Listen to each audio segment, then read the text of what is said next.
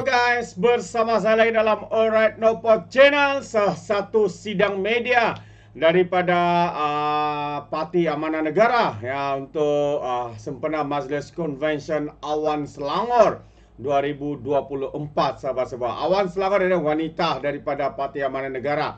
Jadi apakah ya tujuan mereka melakukan ataupun membuat sidang media ini? Ini yang menarik untuk saya bawakan bersama dengan anda sahabat semua. Jadi mari kita dengar ya intipati sidang media ini. Boleh?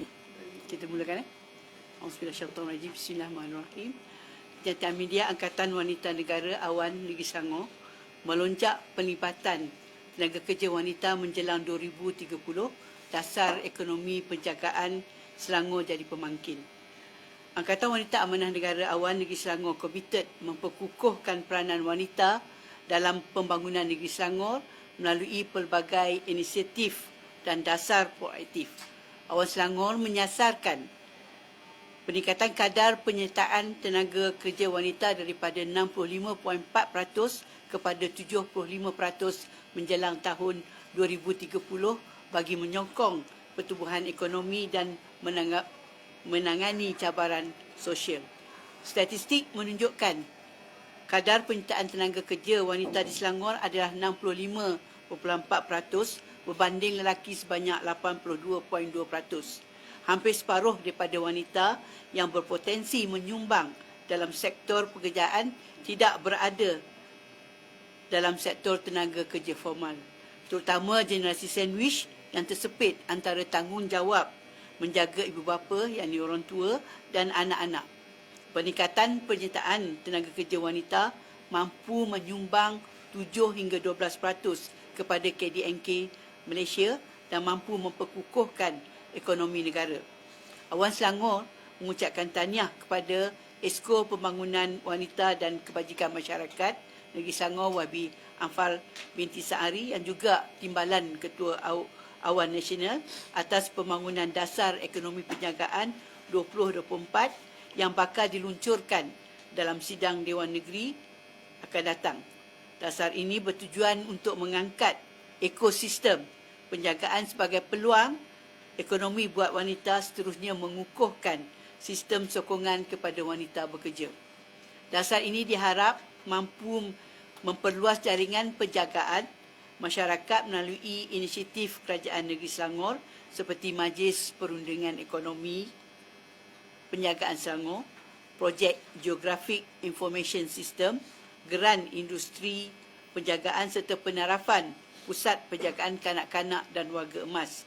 Inisiatif ini selaras dengan model pembangunan masa keluarga dan merupakan langkah pertama seumpamanya di Malaysia.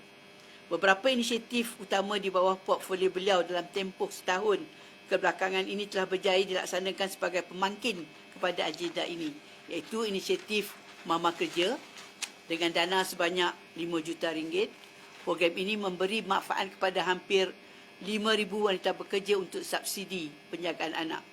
Impak Selangor, khusus percuma untuk pengasuhan kanak-kanak untuk penyokong pendidikan awal kanak-kanak.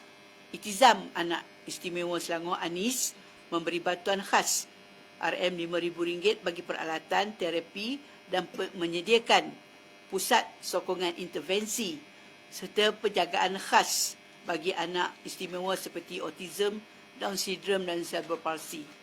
Insentif yang keempat, insentif digital media usahawan wanita melibatkan 237 peserta dengan 148 menyertai kursus asas.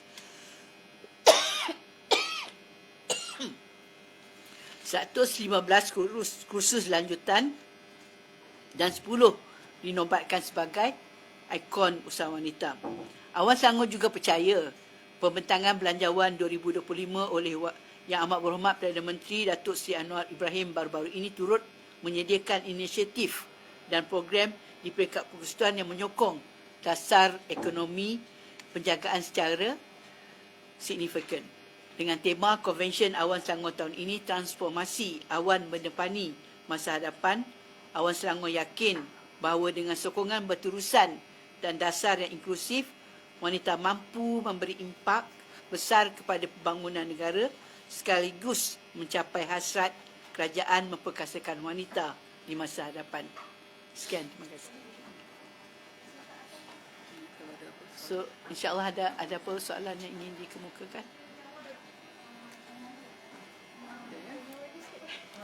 Boleh. Saya agaklah. Berkenaan tadi masa Olivia ada mention apa insentif kepada parti parti politik. Dia macam ni, kita daripada tahun 1995 selepas daripada Convention Beijing kan, kita telah pun terima pakai 30% wanita di peringkat pembuatan keputusan. Tak kira lah ekonomi, politik dan sosial sebenarnya. Tetapi setakat ini mekanisme yang jelas ada pada ekonomi dan juga pada sosial. Sebab itu kita bagus dalam pencapaian sosial dan ekonomi. Tetapi dalam bidang politik kepimpinan dia masih kurang. Jadi pada saya sekarang kita dah masuk ke tahun yang ke-30 selepas 1995 tahun 30. Enough is enough lah. Kita perlu menunjukkan jalan dan saya yakin dan percaya Kerajaan Malaysia Madani di bawah kepimpinan Yang Berhormat Datuk Seri Anwar Ibrahim akan melihat perkara ini jauh lebih serius, di mana kita perlu berikan satu mekanisme jelas supaya kita dapat capai 30% wanita di peringkat politik. Sama ada sebagai calon ataupun kalau semua parti-parti politik menghantar calon 30%, yang insya-Allah kita akan ada di dalam peringkat Dewan Rakyat khususnya ataupun Dewan Undangan Negeri dan juga dalam kabinet 30% tu. Tapi kalau masing-masing below than 15, even 15%, 12% kebanyakannya susah. Jadi nak ke arah itu dia mesti dipikirkan satu mekanisme baru selain daripada pindaan akta pilihan raya dan juga akta peraturan pilihan raya yang mewajibkan barangkali seperti mana-mana negara lain mewajibkan parti-parti politik menghantar 30% sekurang-kurangnya minimal 30% wanita sebagai calon, tapi kerajaan juga boleh mendatangkan alternatif lain seperti insentif. Mana-mana parti yang daripada sekarang berjaya menghantar 30% wanita di peringkat pembuatan keputusan ataupun berada di dalam komposisi kepimpinan utama, bukan kepimpinan saya, tapi kepimpinan utama, maka parti-parti itu layak untuk dapat insentif. Insentif berupa apa? Tak kira apa, termasuklah salah satunya kewangan.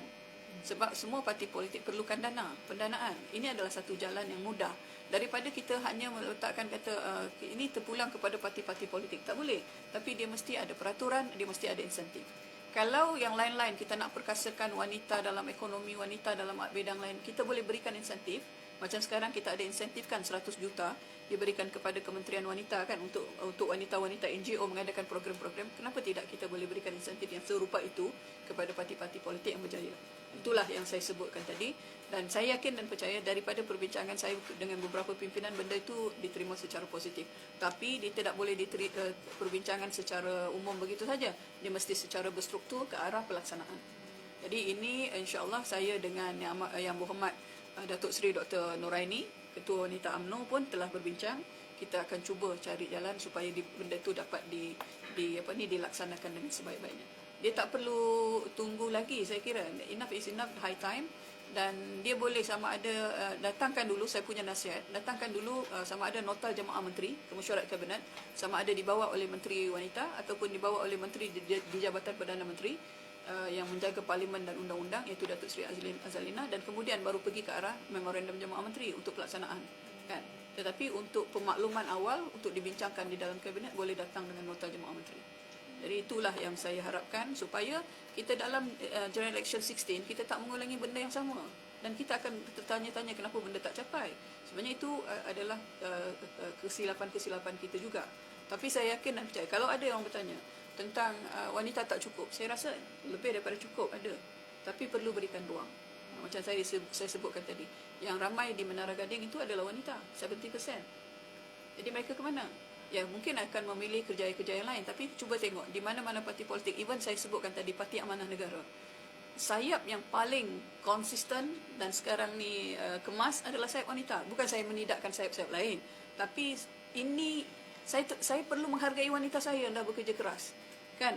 Di mana-mana saya pergi mereka menunjukkan konsistensi yang cukup bagus.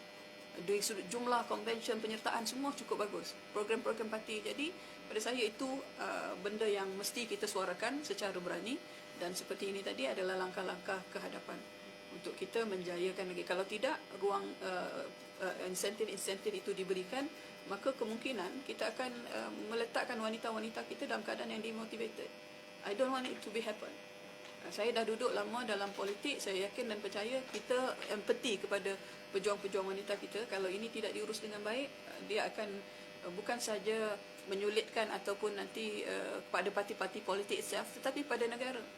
Sebab kita yakin kalau kita memperkasakan wanita-wanita kita, maka sebenarnya kita memperkasakan negara. Jadi untuk election yang lalu, berapa persen wanita untuk Parti Amanah Negara achieve tak yang 30%? Kami yang paling tinggi, tak silap saya 26%. Walaupun tak sampai 30, tapi pencalonan wanita kita berbanding dengan keseluruhan calon-calon amanah ada dalam 26%. Sikit lagi, tapi itu minima itu minima, 30% is minima. Jadi kalau minima pun tak tercapai, macam mana kan? Tapi ini bukan hanya amanah. Kalau parti-parti lain lagi masih jauh lebih rendah daripada itu. Di sudut keseluruhan, di peringkat Pakatan Harapan dan juga Barisan Nasional, saya tengok amanah adalah yang paling tinggi dalam menawarkan calon-calon wanitanya. DAP juga. Tapi kalau keseluruhan, okey. Ya. Still not achieve. No. Tapi sangat achieve. Tapi secara keseluruhan tak ada yang achieve. Tak ada yang achieve. Alright. Thank you very much. Ada lagi? Ya, sebab saya sebenarnya mengharapkan ketua-ketua wanita saya yang berada di kawasan-kawasan, mereka menguasai maklumat kawasan. Mereka tidak boleh hanya sebagai ketua wanita saja, tetapi tak ada maklumat kawasan. Jadi ini adalah langkah untuk kita memperkemaskan lagi persiapan jentera parti keseluruhannya untuk menghadapi pilihan raya. Itu benda penting lah. Alright. Alright, so itu dia intipati sidang media ini.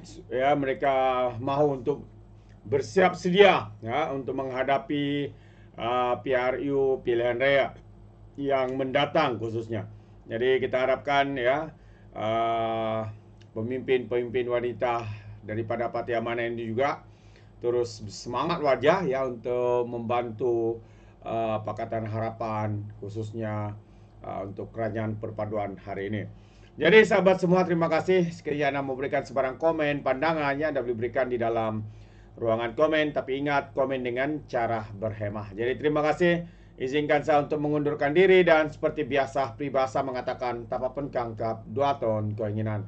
Dalam bahasa Melayunya, tepuk dadah, tanya selera. Sekian daripada Alright Nampak Channel. Saya kita berjumpa lagi. Bye-bye.